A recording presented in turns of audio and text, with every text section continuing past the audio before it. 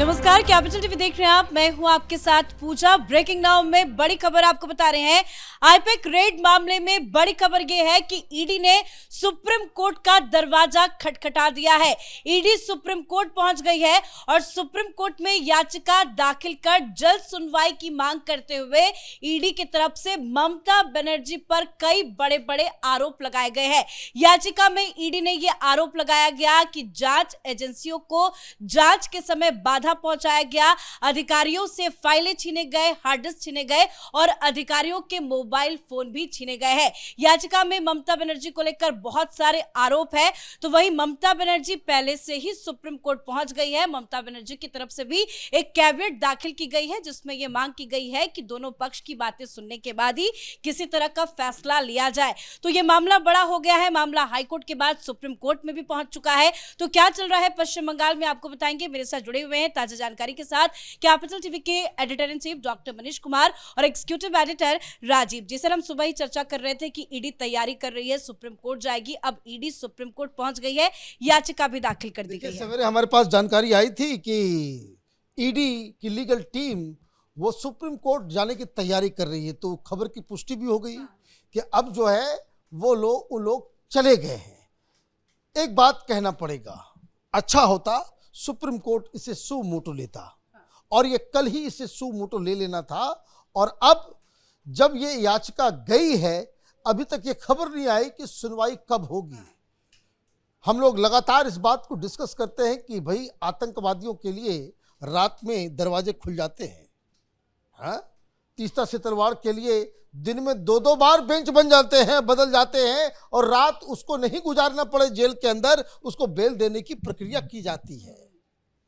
संविधान वो तार तार हो रहा है। डेमोक्रेटिक इथोस जो है वो खत्म हो गया, रूल ऑफ लॉ खत्म हो गया।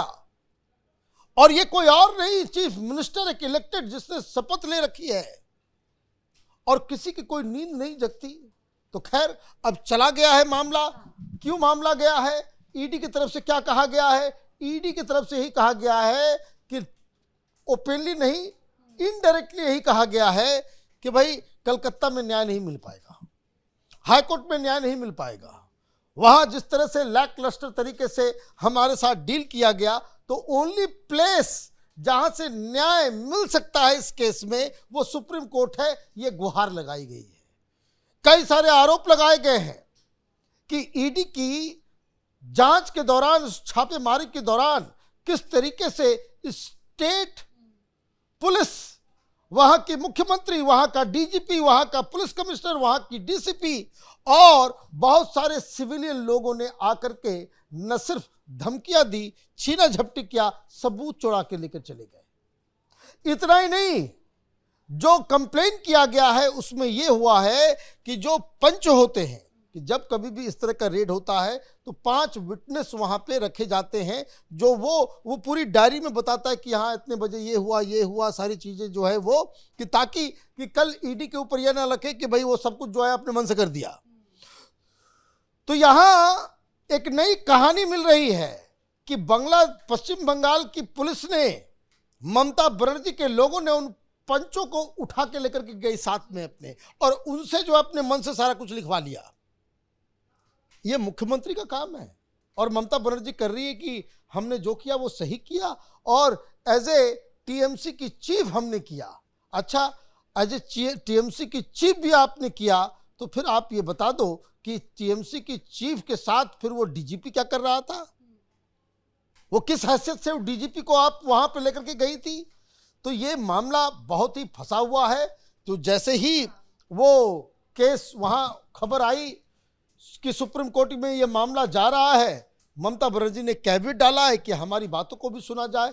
भाई अब देखिए सुप्रीम कोर्ट में कब इसकी सुनवाई होती है। अभी तक तो डेट एंड टाइम का पता नहीं है कि सुप्रीम कोर्ट में कब सुनवाई होगी, लेकिन ईडी हाईकोर्ट में सुनवाई नहीं हो पाई, तभी उन्होंने सुप्रीम कोर्ट का दरवाजा खटखटाया। हालांकि कल संडे है, क्या उम्मीद जताई जाए कि मंडे को ये सुनवाई हो पाएगी और क्या ईडी को न्याय मिलेगा सुप्रीम कोर्ट से? देखिए, सुनवाई तो आज ही होनी चाहिए थी या फिर कल। संडे और सैटरडे से कोई लेना देना नहीं है। ऐसे मामलों में सुप्रीम कोर्ट जो बार बार कहती है हर मसले में, अगर हम ऐसा फैसला देंगे पेंडोरा बॉक्स खुल जाएगा, तो ये तो खुल तो गया है। ईडी ने यही चैलेंज किया है कि अगर एक राज्य में मुख्यमंत्री और पूरी पुलिस फोर्स जो कि लगातार बात कर रही है, मुख्यमंत्री का कहना है कि सेंट्रल एजेंसियां वर्सेस पश्चिम बंगाल की यानी हमारी पुलिस, चीफ मिनिस्टर की पुलिस है वो, कि पश्चिम बंगाल की पुलिस केंद्र सरकार, किसी सरकार, भारत सरकार, पश्चिम बंगाल सरकार की नहीं, ये ममता बनर्जी की सरकार की है। मतलब अगर कोई केंद्रीय एजेंसी किसी स्टेट में रेड करने जाती है, चाहे सीबीआई जाए चाहे ईडी जाए, तो उसे लोकल पुलिस का प्रोटेक्शन होता है। कभी ऐसा नहीं होता कि केंद्रीय एजेंसियां अपने ऑफिस से, दफ्तर से सेंट्रल फोर्स लेकर जाए कहीं। लोकल पुलिस का कॉपरेशन होता है और उसे बताया जाता है, चाहे इनकम टैक्स के छापेमारी ही क्यों ना हो। और ऐसे छापों में लोकेशन लोकल पुलिस से शेयर किया जाए या नहीं, नाम शेयर किया जाए या नहीं, लेकिन रूट बताया जाता है कि इस इलाके में आपको प्रोटेक्ट करना है। अब किस पर भरोसा किया जाए, जबकि वहां की लोकल पुलिस केंद्रीय एजेंसियां के साथ नहीं है। मुख्यमंत्री मैदान में उतरी हुई है, केंद्रीय एजेंसी का शाख दांव पे लगा है, तो सुप्रीम कोर्ट को तो सुनवाई करनी पड़ेगी। और अब चूंकि सुप्रीम कोर्ट में मामला आया है, क्योंकि कोलकाता हाई कोर्ट 14 तारीख को सुनवाई करेगी, तो उससे पहले सुप्रीम कोर्ट को सुनवाई करनी चाहिए। लेकिन अभी यह असमंजस की स्थिति है। ममता बनर्जी का कैविएट दाखिल करने का फैसला जो है वो इसी आधार पर है कि किसी भी तरीके से सुप्रीम कोर्ट की सुनवाई को थोड़े लंबे खींचे जाए। अगर आप ईडी की बात सुन रही हो तो हमारी बात भी सुननी पड़ेगी। अब जज को एक कैविएट के आधार पर पश्चिम बंगाल सरकार को नोटिस भेजना पड़ेगा। वहां से फिर कपिल सिब्बल, अभिषेक मनु सिंघवी, जो दोनों ये 65 करोड़ रुपया पश्चिम बंगाल की सरकार से लेकर बैठा है, पिछले साल की पूरी रिपोर्ट है। और ये दोनों जाएंगे, कहेंगे कि नहीं पश्चिम बंगाल में जो चल रहा है वस्तु स्थिति की जानकारी देने के लिए हमें पुलिस के इन्वेस्टिगेशन चाहिए, डीजीपी का इन्वेस्टिगेशन चाहिए, उन लोगों की रिपोर्ट चाहिए। अब इसमें मामले को टालने की कोशिश की जाएगी। लेकिन ईडी ने आधार यही बनाया है कि अगर आपने जल्दी से ममता बनर्जी की सरकार के और मुख्यमंत्री के काम के जो तरीके अपनाए, उसके ऊपर सुप्रीम कोर्ट ने कोई कार्रवाई नहीं की, तो इसके बाद ईडी को अगली बार पंजाब में, तमिलनाडु में, कर्नाटक में, तेलंगाना में, ऐसे राज्यों में जाने से डर लगेगा, चाहे तो केंद्र प्रोटेक्शन दे या सुप्रीम कोर्ट को प्रोटेक्शन देना पड़ेगा। ईडी के तो चक्रव्यूह में ममता बनर्जी फंस चुकी है, लेकिन जिस तरह की वो बयान दे रही है उसको लेकर एक सवाल मेरा आपसे। अमित शाह को वो बार बार टारगेट कर रही है और कह रही है कि कोयला घोटाले का पैसा अमित शाह के पास तक गया। हालांकि इस बयान को लेकर जमकर बवाल हुआ, लेकिन वो एक दावा कर रही है कि मेरे पास एक पेन ड्राइव है, अगर मैं वो सामने रख दूंगी तो काफी बड़ा खुलासा हो जाएगा। किसका जिक्र कर रही है? देखिए, मुझे एक बात बताइए कि ये पेन ड्राइव कल क्या वो आईपैक के दफ्तर में मिला इनको? हाँ, पहले से नहीं था क्या? अगर इनके पास तो एक फर्जी दस्तावेज भी आ जाए तो ये लोग तो डंका लगा लगा करके पीट करके जो ये कब आया?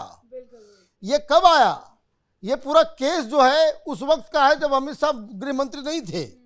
ये बेकार की बातें ममता बनर्जी और इस तरह के और सुगुफा छोड़ दो।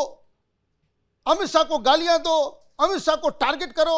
अमित शाह के बारे में भाई पेन ड्राइव है तो उस समय पत्रकारों को बोलना चाहिए कि भाई अगर पेन ड्राइव है तब तो आपके खिलाफ एक और केस दर्ज होना चाहिए कि ऑलरेडी एविडेंस वहां पे एक केस के ऊपर इतना प्रचार प्रसार के साथ पूरी दुनिया और खबर के साथ एक हवाला कांड का इन्वेस्टिगेशन हो रहा है और आप बीइंग ए पब्लिक ऑफिसर, एक जन सेवक के रूप में आप हैं और आपको उस घोटाले के बारे में कुछ अहम जानकारियां हैं, तो एज ए सिटीजन ये आपका दायित्व है कि आप उस सबूत को जो है पहले ही आपको ईडी सीबीआई के साथ शेयर करना चाहिए।